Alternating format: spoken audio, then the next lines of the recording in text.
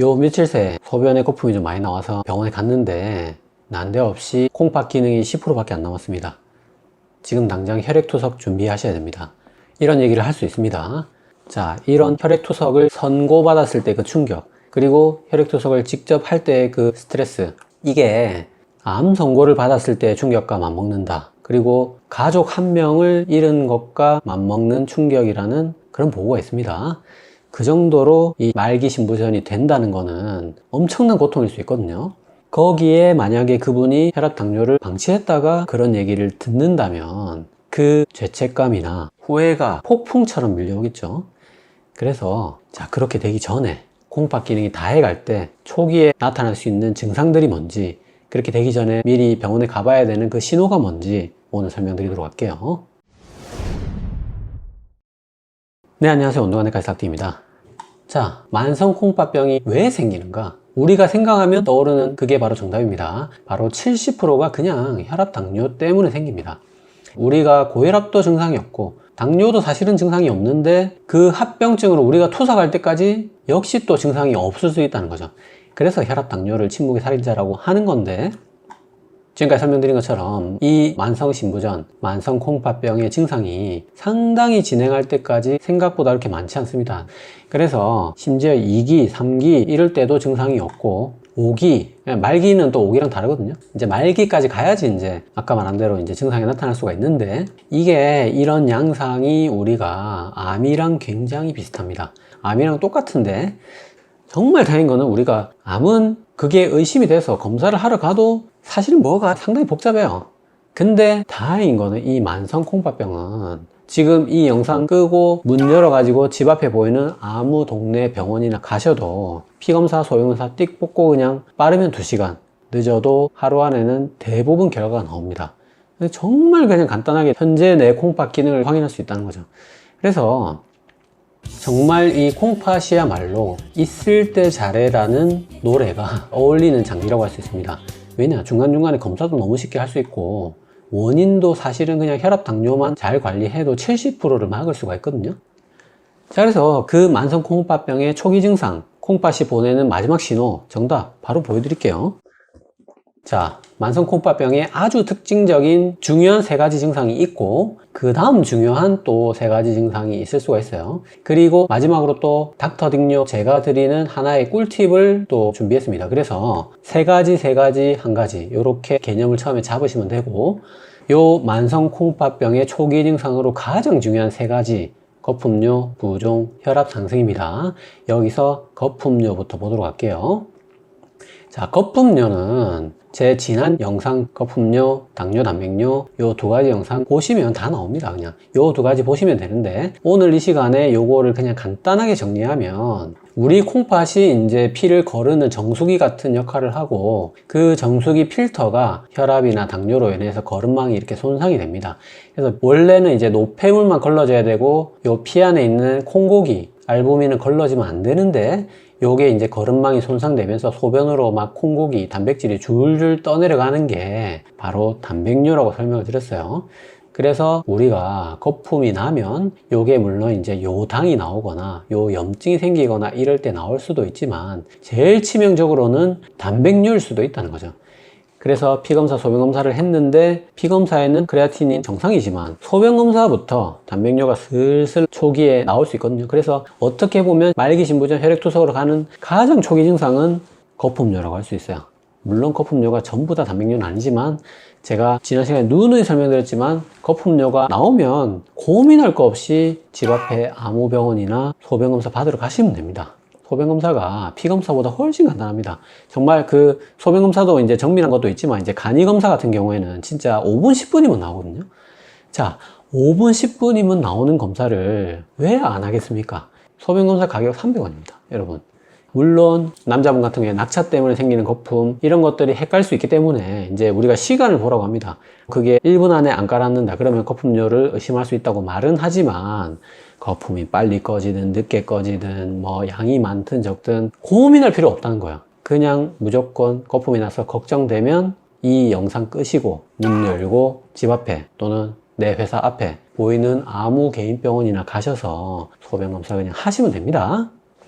자, 3대 증상 두 번째 부종입니다. 자, 부종을 볼 때 사실은 이런 부위들은 다 만성신부전을 보기에 그렇게 적합한 부위는 아닙니다. 왜냐면 손가락에 뭐 아침에 일어나서 깍지가 잘 안 껴진다든지 반지가 갑자기 안 맞아서 영 안 빠진다든지 이런 걸로 알 수도 있습니다. 알 수도 있지만 이 손가락 같은 경우에는 류마티스 관절염, 퇴행성 관절염 이런 걸로 아침에 더 잘 붓거든요. 그런 병의 가능성이 좀 더 많을 수 있고, 그 다음에 종아리, 우리가 다리 아래 부분의 뒷면이죠. 장단지라고 하는데 이 장단지는 물론 이제 만성신부전에 부을 수 있지만 하지정맥류일 때 좀 더 특이적으로 부을 수 있는 부위거든요. 그리고 이제 양쪽 다리가 똑같이 부어야지 한쪽 다리만 붓는다 이러면 뭐 임파선, 림프 배액장이라든지 아니면 하지혈관의 문제라든지 이럴 가능성이 좀 더 많습니다. 그래서 웬만하면 양쪽이 붓는 게 보통은 만성신부전을 좀 더 시사하는 증상이라고 할 수 있고요.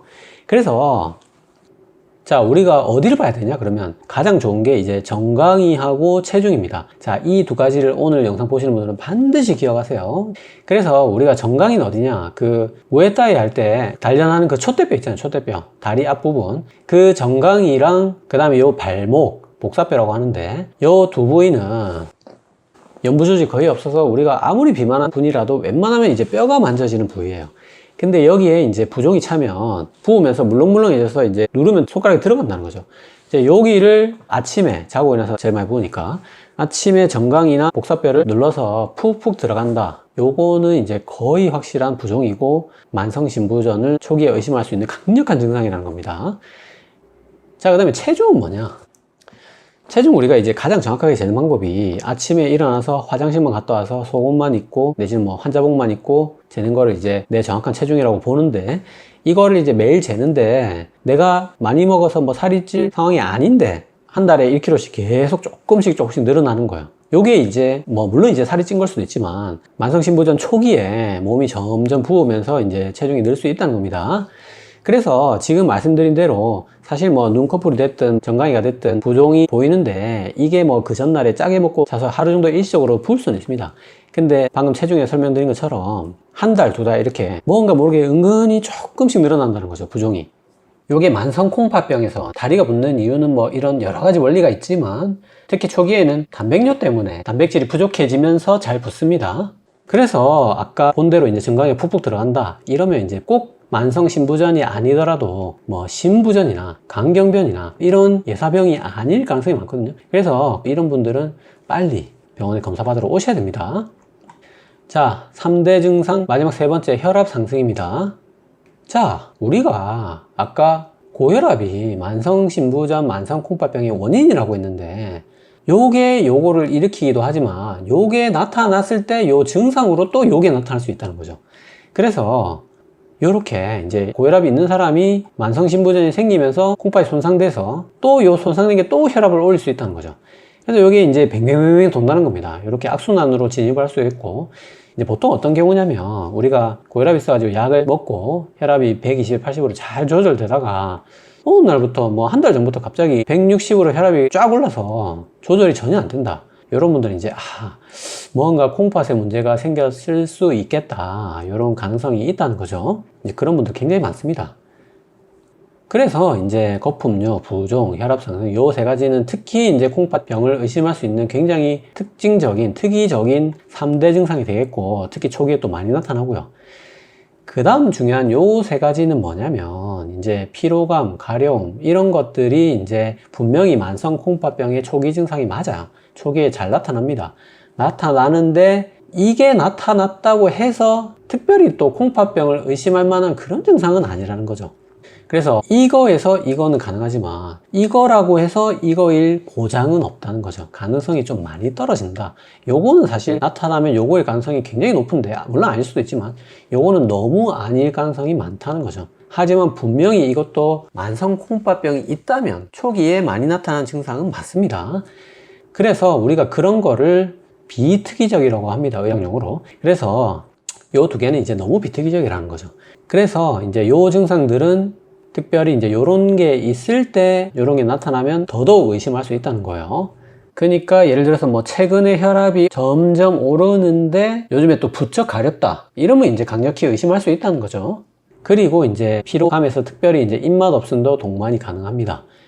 하지만 우리가 입맛이 없으면 만성 콩팥병을 의심할 수 있다는 거지. 입맛이 있다고 해서 만성 콩팥병이 아니라는 보장은 절대로 없습니다. 자, 그런 생각은 하지 마시고요. 자, 그 다음 요 세 번째 마지막으로 소변량이 변할 수 있는데, 자, 요거 설명을 잘 들으셔야 돼요. 우리가 만성 콩팥병 초기에는, 즉 요 2기, 3기 요 정도까지는 소변량이 오히려 늘 수가 있습니다. 그거 이제 의학적으로 설명하려면 굉장히 복잡한데, 콩팥이 고장이 나도 소변량은 많을 수 있거든요. 재흡수가 안 되고 하면서. 그래서 초기에는 이제 다뇨, 야뇨 이런 게 생기다가 4기, 5기로 가면 이제 오히려 소변량이 줄어들 수 있다는 거죠. 뭐 그거는 이제 기수에 따라 딱 맞는 건 아니고, 뭐 1기에 많다가 2기부터 줄어들 수도 있는 거고 그렇긴 한데, 이제 초기에 보통은 다뇨나 야간뇨가 많이 생깁니다. 그래서 이런 걸로 소변량이 뭐 한 2달간 많이 나오다가 3달째부터 갑자기 너무 적게 또 나오기 시작한다, 이러면 의심을 할 수가 있는데, 사실은 또 남자분 같은 경우에는 이 야간뇨가 전립선 문제인 경우가 훨씬 더 많습니다. 그래서 뭐 야간뇨라고 해서 내가 뭐 꼭 투석으로 가는 그 말기 신부전을 의심할 필요는 없지만, 그 말기 신부전의 또 초기에는 야간뇨가 나타날 수 있다는 거예요. 자, 그래서 말기 신부전의 초기를 의심할 수 있는 가장 중요한 3가지, 그 다음 중요한 3가지 설명드렸고, 마지막으로 이제 닥터잉여 저만의 어떤 꿀팁을 하나 설명드리자면, 우리가 2년마다 검진을 다 받잖아요. 그러면 이제 집에 검진 결과지가 있을 겁니다. 그 검진 결과지를 지금 한번 꺼내보세요. 꺼내보면, 자, 이런 식으로 적혀 있을 거예요. 자, 만성신부니까 신장질환 봐야겠죠. 자, 여기 신장질환 보시면 요게 피검사고 요게 소변검사입니다. 근데 요 피검사에서 잘 보면 혈청 크레아티닌 요게 1.5가 정상이라고 돼 있어요. 자, 저는 왜 이게 1.5로 이렇게 넉넉하게 잡아놨는지 모르겠는데, 보통은 이 수치가 1이 넘어가면 거기서부터 만성신부전을 의심을 해야 됩니다. 물론 이제 뭐 근육량이 많고 덩치가 커서 평소에 그냥 몇십 년째 1.2 뭐 이 정도로 계속 유지되는 사람도 있어요. 뭐 그런 분들이 이제 뭐 이거 뭐 1 넘었다고 해서 막 화들짝 놀래고 뭐 그럴 필요는 없습니다. 근데 예를 들어서 이런 경우가 있어요. 내가 저번에 검진했을 때는 0.9였는데 올해 검사하니까 1.0이고 또 내년에 검사하니까 1.1이고 또 그 다음에 내년에 검사하니까 1.2다. 이건 진짜 이상한 거거든요. 그래서 지금 검진 결과지 다 꺼내가지고 한번 추세를 보세요. 그래서 뭔가 1, 2년에 0.1씩 살금살금 오른다. 정말 이거는 이상한, 뭔가 불안한 상황일 수 있습니다. 그래서 이럴 경우에는 반드시 검진 결과지를 들고 아까 말한 대로 집 앞에 아무 병원이나 가서 내가 이 콩팥 수치가 불안해서 왔다, 그냥 이렇게 설명하시면 됩니다. 그 다음에 소변 검사도 사실은 이제 뭐 정상은 뭐 괜찮지만 단백뇨로 나왔다, 이게 나왔다 하더라도, 심지어 이상이 있다 하더라도 이 검진한 병원에서 이거를 전화 연락을 해가지고 빨리 검사 결과 보러 오세요 이렇게 알릴 의무는 없거든요. 검진 병원이 뭐 그렇게까지 할 의무는 없습니다. 대부분 하고는 있지만. 그래서 그냥 이게 이제 이상이 있습니다 하고 밑에 뭐 가까운 병원에 가서 진료를 보세요 요렇게만 그냥 찍혀 나오는 경우가 굉장히 많이 있을 수 있습니다. 근데 그거를 검진한 분들이 결과지를 받아가지고 자세히 안 읽으면 모른다는 거죠. 그래서 지금 검진 결과지 꺼내서 보시고 요거 단백뇨 의심 찍혀있다, 내지는 요게 1 넘거나 살금살금 오른다, 아니면 아예 그냥 1.5가 넘는다, 이런 분들은 당장 이 영상을 끄시고 그 검진 결과지를 가지고 빨리 집 앞에 개인병원 내지는 신장내과를 방문하시기 바랍니다. 그냥 여러분이 뭐 이렇다 저렇다 설명할 필요도 없습니다. 검진 결과지가 이상해서 들고 왔습니다, 이렇게 하면 그 병원에서 다 알아서 해줍니다. 자, 세 가지 한 가지 다 설명드렸고, 그 다음에 이제 요거는 아닐 가능성이 높은 증상. 자, 혈뇨. 자, 소변에 피가 나온다. 요거는 뭐 요로결석이나 뭐 출혈성 방광염이나 뭔가 콩팥의 문제나 심각할 가능성은 있어요. 있는데 분명히 이상한 건 맞는데 요게 그 혈액투석으로 가는 말기 신부전의 그 초기 증상은 아닐 가능성이 많다는 거죠. 만성 콩팥병은 뭐 아까 붓고 뭐 단백뇨가 나오고 그러지 피가 잘 나진 않거든요. 그리고 빈뇨, 요실금. 자, 우리 콩팥이라는 게 정수기 필터 같은 거라서 노폐물을 걸러서 소변을 생산하는 장기지 그 소변을 배출하는 장기가 아니거든요. 그래서 소변이 너무 자주 나온다든지 소변이 요실금 샌다든지 이런 거는 어떤 방광 내지는 전립선 이런 하부 여로 증상일 가능성이 많지 콩팥의 문제일 가능성은 적어요. 그래서 물론 뭐 아니요 장담 못하지만 대개는 만성신부전의 초기 증상은 아닐 가능성이 많습니다. 자, 그래서 요게 이제 1, 2, 3기 정도까지 뭐 초기에 나타날 수 있는 증상들을 다 설명드렸고, 그러면 이제 4기, 5기가 되면 어떻게 되느냐? 이제 그때는 굉장히 심각한 증상들이 엄청 많이 생깁니다. 뭐 이제 말기가 되면 폐에 물이 차서 막 숨이 찰 수가 있고 요독이 쌓이면서 막 구역구토가 생길 수 있습니다. 또 이제 막 코피가 나거나 안 먹거나 뭐 멍이 잘 드는 뭐 출혈이 생길 수가 있고, 또 콩팥이 이제 칼슘 대사에 굉장히 중요하기 때문에 골다공증이 생길 수 있습니다. 그리고 이제 요독이 쌓이면서 암모니아 냄새 나는 구취가 또 생길 수 있습니다. 이런 증상들이 말기가 되면 생길 수 있는데, 우리가 지금 오늘 이 시간에 만성 콩팥병의 초기 증상 공부하는 시간인데 왜 이런 거를 제가 지금 설명드리냐면, 심지어 저런 증상이 생겼는데도 관가를 하고 있다가 길 가다가 쓰러져 가지고 응급실로 실려와서 보니까 콩팥 기능이 5%밖에 안 남아 가지고 당장 응급투석 안 하면 심장마비 오는 그런 상태에서 발견되는 경우도 생각보다 많이 있다는 거예요. 그래서 저 다 진행했을 때 나타나는 증상도 여러분들이 이 시간에 알고 있어야 됩니다. 물론 이제 가장 중요한 거는 거품료, 부종, 혈압 상승, 요 세 가지가 되겠고요. 자, 그래서 증상 다 설명드렸고, 마지막으로 이제 이 말기 신부전으로 안 가기 위해서 우리가 어떻게 예방해야 되느냐, 예방법 간단하게 설명 좀 드릴게요. 자, 예방하는 방법은 당연히 혈당 잘 관리하시고 혈압 잘 관리하는 게 최우선이죠. 그 다음에 이제 싱겁게 드시고, 이 싱겁게 먹는 게 뭐 혈압에도 관여를 하지만 고혈압이 없는 사람도 소금을 많이 먹으면 이제 콩팥이 상할 수 있거든요. 그래서 저염식 매우 중요하고, 그 다음에 이제 우리가 물을 자주 먹어서 탈수가 안 되는 게 중요합니다. 그래서 우리 콩팥은 화분과 같다고 생각하시면 됩니다. 그래서 항상 화분이 마르지 않도록 우리 콩팥에 물을 계속 탈수가 안 되도록 마셔줘야 됩니다. 자, 그 다음에 우리가 감기 걸렸을 때, 목이 아플 때, 몸살에 너무 진통제를 막 달고 사는 사람도 있거든요. 그런 분들은 분명히 굉장히 콩팥이 잘 손상될 수 있습니다. 그래서 특히 콩팥은 이런 진통제 주의를 하시고, 그 다음에 아까 말한 대로 검진 잘 받으시고, 검진 결과지 잘 모아놨다가 내 크레아티닌 수치 살금살금 오르지 않는지 잘 확인하시면, 자, 요 5가지만 잘 지켜도 제가 보기에 평생 혈액투석 할 일은 90%는 예방할 수 있습니다. 물론 요 만성 콩팥병 예방하는 방법은 제가 또 반드시 영상 한 편으로 또 자세히 설명드릴 테니까 그 영상 꼭 참조해 주시고요. 자, 그래서 오늘 이 시간 혈액투석으로 가는 말기 신부전, 만성 콩팥병의 초기 증상에 대해서 알아봤고, 오늘도 세 줄력으로 마무리할게요.